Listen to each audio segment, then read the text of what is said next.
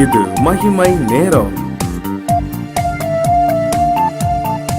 இந்த 3வது நாளில் கூட நாம் சிந்திக்கும்படியாக தெரிந்து கொண்ட வேத வசனம், எது கர்த்தருக்கு பிரியம். நாம் இப்போ எதெல்லாம் கர்த்தருக்கு பிரியம் என்று சொல்லி ஒவ்வொரு நாளும் நாம் தியானித்து வருகின்றோம். இந்த 3வது நாளிலே நீதிமொழிகள் 15ஆம் அதிகாரம் 8ஆம் வசனத்துல இவ்வாறு வாசிக்கின்றோம். செம்மையானவர்களின் ஜெபம் கர்த்தருக்கு பிரியம் என்று சொல்லி நாம் வாசிக்கின்றோம். செம்மையானவர்களுடைய ஜெபம் கர்த்தருக்கு மிகவும் பிரியமாம். பொதுவாக நம்ம எல்லாருக்குமே நல்லா ஜெபிக்க தெரியும், நல்லா ஜெபிக்கிறவங்க தான். ஆனா நம்முடைய ஜெபம் கர்த்தருக்கு பிரியமுள்ள ஜெபமாக இருக்கிறதா? கர்த்தருக்கு பிரியமான ஜெபம் எது என்று சொல்லி பார்த்தோம்னா, செம்மையானவர்களின் ஜெபம் தான் கர்த்தருக்கு பிரியம் என்று சொல்லி நாம் பார்க்கின்றோம். இந்த உலகத்திலே வாழ்கின்ற வாழ்வு கர்த்தருக்கு முன்பதாக செம்மையானதாக இருக்கிறதா?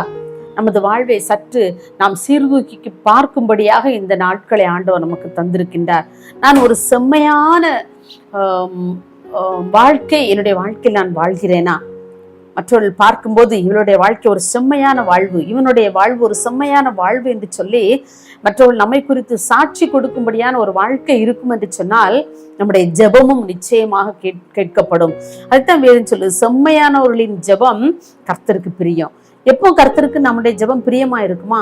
நாம் செம்மையாக வாழ்ந்து நாம் ஜெபிக்கின்ற ஜெபம் மாத்திரம்தான் கர்த்தருக்கு பிரியம் உள்ளதாக இருக்கின்றது.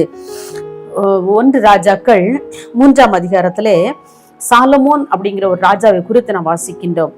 அந்த சாலமோன் ஆண்டவரிடத்திலே அவருடைய ஜெபம் கர்த்தருக்கு பிரியமானதாக இருந்தது. எனவே ஆண்டவர் அந்த ஜெபத்தை கேட்டு அவன் மேல் பிரியம் கொண்டு அவன் கேட்ட எல்லாவற்றையும் அருளி செய்தார் என்று சொல்லி வேதத்திலே வாசிக்கின்றோம். அவன் கேட்கிற ஆண்டவரிடத்துல, கர்த்தாவே, ஜனங்களை நியாயம் விசாரிக்கவும் நன்மை தீமை இன்னதென்று வகை இருக்கவும் ஞானமுள்ள இருதயம் தாரும் என்று கேட்டான். பாருங்க, அந்த ராஜா தனக்கு வெள்ளி வேணும், பொண்ணு வேணும், என்னுடைய பகைஞருடைய எல்லாரையும் நான் முறியடித்து நான் பெரிய ராஜாவாக நான் வாழ வேண்டும் என்று சொல்லி எதையுமே அவன் கேட்கவில்லை.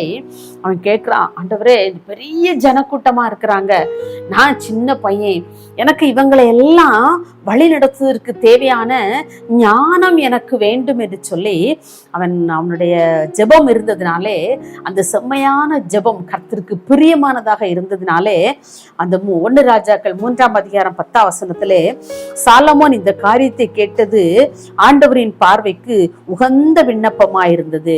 பாருங்க, ஆண்டவருடைய பார்வைக்கு அந்த விண்ணப்பம் சரிதான்ப்பா, நீ கேட்கிறது சரிதான்ப்பா, அப்ப அந்த ஜெபத்துக்கு நான் உனக்கு பதில் தர்றேன்னு சொல்லி ஆண்டவர் அவன் கேட்ட எல்லா காரியங்களும் கூட அதிகமான காரியங்களையும் அவன் கொடுத்தாருன்னு சொல்லி நாம் வேதத்திலே வாசிக்கின்றோம். செம்மையான இருதயத்தோடு அன்றைக்கு சாலமோன் ஜெபித்ததினாலே கர்த்தர் அவன் ஜெபத்திலே பிரியம் கொண்டார். இன்றைக்கு நாம யோசிச்சு பார்ப்போம், நம்மிடத்தில் நம்ம நிறைய காரியங்கள் நம்ம ஜெபத்துல கேட்டு கூட நாம் பெற்றுக்கொள்ளாமல் இருக்கிறோம் இல்லையா? ஏன் தெரியுமா? நம்முடைய வாழ்க்கை செம்மையான வாழ்க்கையாக இல்லாததினாலே நம்முடைய ஜெபம் கேட்கப்படாமல் இருக்கிறது. அப்படிப்பட்ட ஜெபத்தை நம்மை விட்டு அகற்றி நம்முடைய வாழ்க்கையிலே செம்மையாய் வாழ்ந்து அதன் பின்னால் நாம் ஜெபிக்கும் பொழுது நிச்சயமாக அந்த ஜெபம் கேட்கப்படும் என்பதிலே எவ்வித சந்தேகமும் இல்லை என்று சொல்லி இந்த வேத வசனத்தின் மூலமாக நாம் பார்க்கின்றோம். இன்றைக்கு நம்முடைய வழிகளை நாம் சற்று எடுத்து பின்னோக்கி திரும்பி பார்த்து நாம் பார்ப்போம். செம்மையான வாழ்க்கை நான் வாழ்கிறேனா? செம்மையான வாழ்க்கை வாழ்ந்த அனுபவம் நமக்கு உண்டா? தானியேல் அன்றைக்கு கர்த்தருக்கு மிகவும் பிரியமாய் நடந்து கொண்டான். அவனுடைய ஜெபம் பாருங்க, எப்போ யாருக்கும் பயப்படல. அந்த எருசலேமின் பலகணிகள் திறந்திருக்க அப்படியே 3 வேளையும் போய் ஜெபம் பண்ணான். எவ்வளோ பெரிய ஒரு உயர் பதவியில் இருந்தால இன்னைக்கு நமக்கு நிறைய வேலையில சொல்லுவோம், எனக்கு ஜெபிக்க கூட நேரம் இல்லை, வேத வாசிக்க கூட எனக்கு நேரம் இல்லைன்னு சொல்லுவோம். அவ்வளோ பெரிய ஒரு உயர் பதவியில் இருக்கிற தானியேல் ஆண்டவருக்கு முன்பதாக தினம் 3 வேளை நின்று ஜெபித்தானாம். அவனுடைய ஜெபம் ஆண்டவருக்கு பிரியமுள்ள ஜெபமாக இருந்தது. ஏனென்றால் அவனுடைய வாழ்வு செம்மையாக இருந்தது. அவன் கர்த்தருக்கென்று பல தீர்மானங்களை எடுத்திருந்தான். இதெல்லாம் நான் சாப்பிட மாட்டேன், இப்படியெல்லாம் நான் 3 வேளை நான் எப்பவும் ஜெபிக்கிற மாதிரி ஜெபிப்பேன், இப்படி பல தீர்மானங்களை அவன் தன்னுடைய வாழ்க்கையில எடுத்து அவன் ஜெபித்ததுனாலே அவனுடைய ஜெபம் கர்த்தருக்கு செம்மையாக வாழ்க்கை வாழ்ந்து அவன் ஜெபித்ததினாலே கர்த்தருக்கு பிரியமா இருந்தது. ஆகவே தானியேலுக்காக அவர் அநேக காரியங்களை அவர் கட்டளையிட்டார் இல்லையா? தம்முடைய தூதனை அனுப்பினார். தூதனை உடனே கட்டளை கொடுக்கிற, நீ இறங்கி போ, என்னுடைய மகன் சிங்க கபியிலே விழும்போது அந்த சிங்கங்களுடைய வாயெல்லாம் நினைச்சிருக்கணும், கட்டி போட வேண்டும் என்று சொல்லி அங்க ஆர்டர் கொடுத்த உடனே தானியேல் சிங்க கபியில் இருந்தபோது சிங்கங்கள் அவனை சேதப்படுத்த முடியவில்லை. ஏனென்று சொன்னால் தம்முடைய தூதனை அனுப்பி அவர் கட்டி போட்டார். ஏன்? அவனுடைய வாழ்க்கை ஒரு செம்மையான வாழ்க்கையாக இருந்தது. அது போல நம்முடைய வாழ்க்கையிலும் கூட நாம் செம்மையானவர்களாக நாம் வாழும் பொழுது, செம்மையாக வாழ்ந்து நாம் ஜெபிக்கும் பொழுது நிச்சயமாக ஆண்டவர் நம்முடைய ஜெபத்தை கேட்கிறவராக இருக்கின்றார். செம்மையானவர்களின் ஜெபம் கர்த்தருக்கு பிரியமானது. இன்றைக்கு நாம் யோசித்து பார்ப்போம், ஆண்டவரே நான் செம்மையாய் நான் வாழ்ந்து ஜெபிக்கும் பொழுது நிச்சயமாக நீர் என்மேல் பிரியம் கொள்கிறீர், என்னுடைய ஜெபத்தின் மீது நீங்க ஆசை கொள்கிறீங்க என்று சொல்லி அவருடைய கரத்தில் நம்ம ஒப்பு கொடுப்போமா?